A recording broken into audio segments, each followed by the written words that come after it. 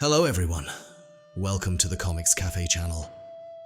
Today, we'll be painting this 3D printed samurai model.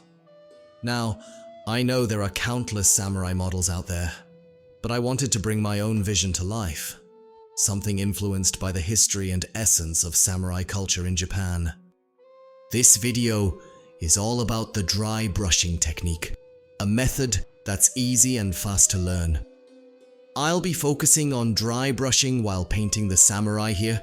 It's not the only technique I'll use, especially when working with other models with more details like the eyes, skin, arms, or other elements. Mixing dry brushing with the other painting techniques is the key to achieving a realistic look. Before diving in, I wanted to stay authentic and add a story to this project. Through research, we discovered that samurai armor, traditionally crafted from steel and iron, was often decorated with silver and black lacquer. During the Edo period, samurai armor became more elaborate with decorative gold, red, navy blue, and black finishes. High-ranking samurai or daimyo wore ceremonial armor featuring real gold details to symbolize power and prestige. Red leather, gold, and bronze were also used, reflecting wealth and virtues like honor, courage, and loyalty.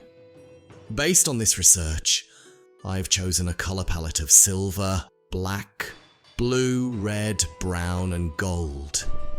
To achieve a bronze effect, I'll mix black and gold together. Here's how dry brushing works. 1. Squeeze out the paint onto a palette or tray. 2. Dip your dry brush into the paint. 3rd. Rub most of the paint so that barely any paint is left on the brush using a cloth, paper towel, or tissue. 4. Lightly brush over the model's surface, letting the paint catch on raised details. And watch the magic happen.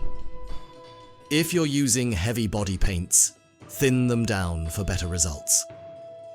Dry brushing is fast and incredibly effective for highlighting textures and raised edges. I'm starting with a mix of black, brown, and silver for the base coat. This creates a metallic effect reminiscent of the lacquered steel used in samurai armor. To mix the paint, I'm using a clean disposable plastic tray. Note that we're not making a wet palette, which is commonly used in most miniature painting techniques. Since the tray is completely dry, acrylic paints will dry quickly, so we only take small quantities of paint as needed for the coat. For the next layer, I'll add more black to the current acrylic mix to enhance the lacquered look. Let's mix our paints to get our desired acrylic mix and wipe out most of the paint on the tray. For my next coat, I'll be adding more black paint, which will make the armor look more realistic. Start by gently sweeping your brush over the model. You'll notice that the small amount of paint left on the brush begins to catch on the raised edges of the model. Dry brushing is a highly popular technique, especially among army painters. Every army painter often has to work on numerous models in a day, and dry brushing is a technique that helps achieve faster results. However, it's important to remember that dry brushing is best used in combination with other techniques, unless you're painting a large number of miniatures for a specific project. I'll be releasing a separate video on army painting, where I'll paint multiple Warhammer models with a volunteer from the Comics Cafe. In that video, our goal will be to complete painting every Warhammer figurine within 90 minutes, using dry brushing and highlighting techniques.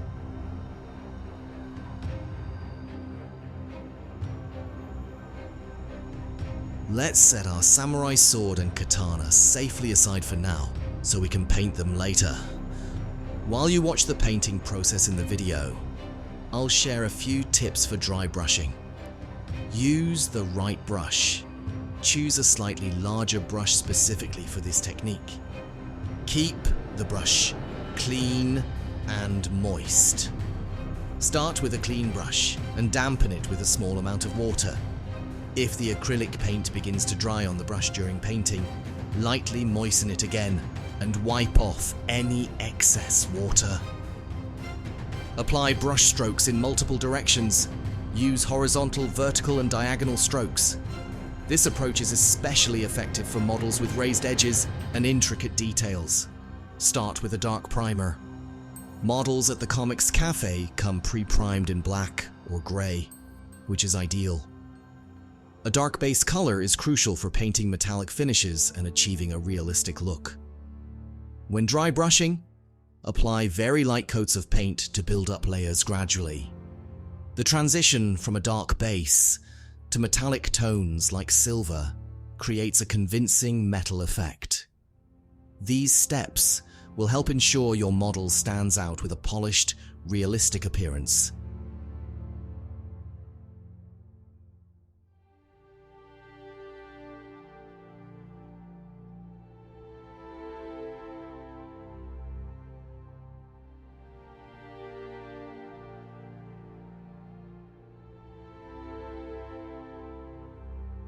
For the leather parts, like the arms, I'm using maroon.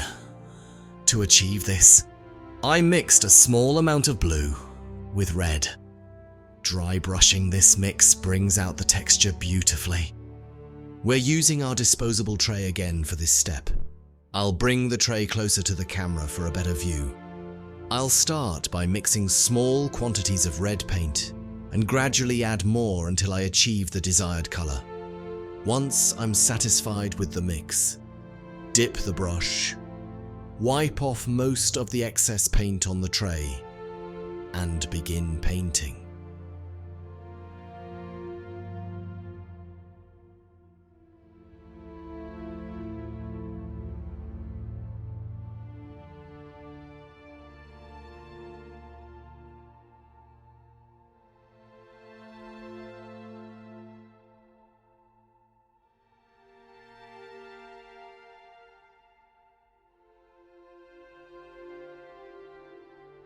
Instead of using gold directly, I mixed a small amount of black with gold to create a bronze effect.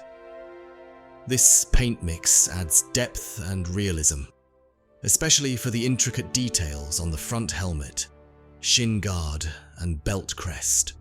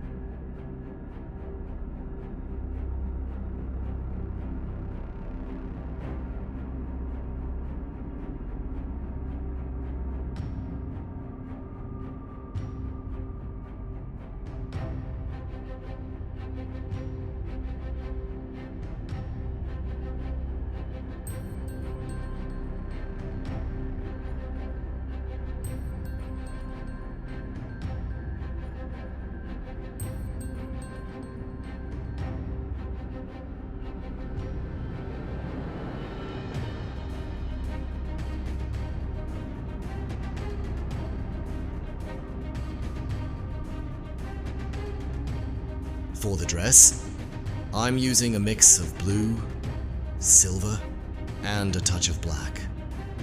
This combination gives the fabric a subtle metallic sheen that complements the armor.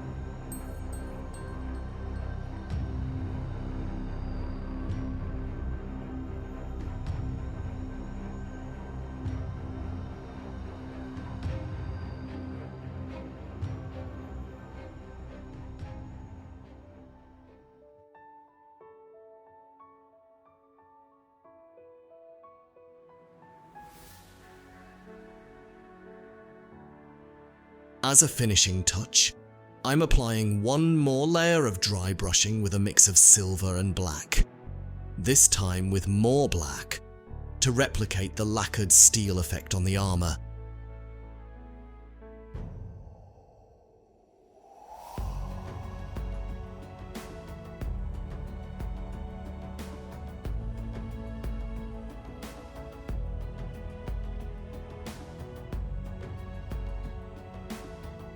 Let's bring back the sword and katana we set aside earlier. I'll dry brush the blades with silver and the handles with a mix of gold and black. I won't be finishing the samurai with highlights in this video, as that deserves a separate video to cover the topic in detail. The purpose of this video is to demonstrate this amazing technique and its incredible potential.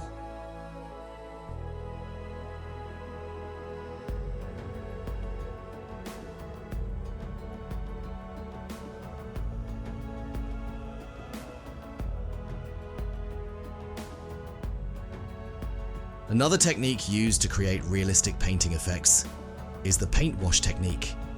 It's an easy and effective way to add shadows and depth to your model. I'll include a link to the video. If you're interested in this hobby, it's a must-watch. Now, it's time for the final reveal. I hope you enjoyed the entire painting process.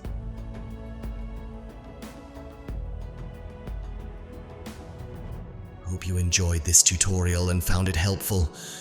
If you'd like to try this out, visit us at the Comics Cafe for pre-primed models and all the supplies you need.